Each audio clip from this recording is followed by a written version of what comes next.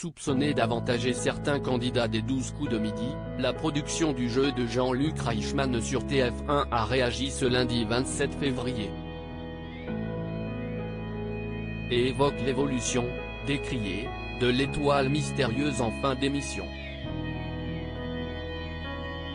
Les 12 coups de midi sous le feu des critiques. Alors que le jeu de Jean-Luc Reichmann cartonne tous les midis de la semaine sur TF1, avec des grands maîtres de midi comme Stéphane qui attire chaque jour des millions de téléspectateurs, le format suscite chez certains observateurs quelques interrogations. À en croire quelques internautes, il y aurait une réelle différence de niveau entre les questions, permettant ainsi aux champions de rester plus longtemps en jeu face à leurs challengers. Or, un grand maître de midi attire beaucoup plus la curiosité du public et draine donc de plus fortes audiences. De simples interprétations de la part de certains téléspectateurs balayant de molles à nos confrères de Téléstar. La production des 12 coups de midi met en avant la mécanique du jeu ultra contrôlé qui rendrait tout cas de triche tout simplement impossible.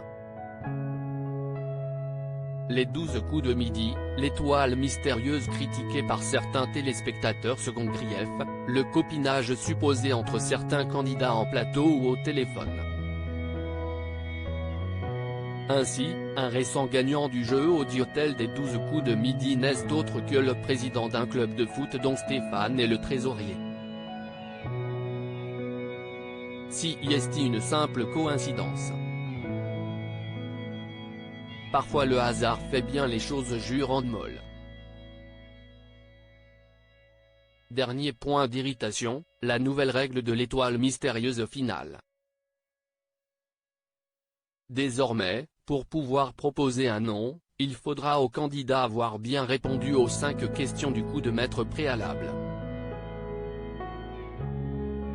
Une aberration pour le public qui craint de voir chaque étoile mystérieuse s'éterniser durant de longs mois avant d'être révélée. Le jeu est en constante évolution. Les règles de l'étoile mystérieuse ont déjà changé par le passé, explique-t-on rapidement du côté de TF1.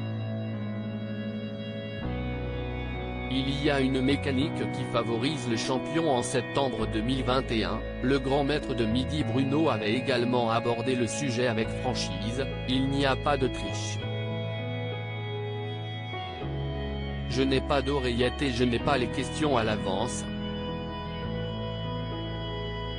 Mais dans toutes les émissions de ce type, il y a une mécanique qui favorise le champion. Dans les 12 coups de midi par exemple, les maîtres ont des questions de culture générale lors de la première manche, alors que les challengers ont des questions sur des sondages. Dans N'oubliez pas les paroles, le maestro joue en premier. Dans Tout le monde veut prendre sa place, le champion choisit le thème de son adversaire en finale, avait argumenté le champion de TF1.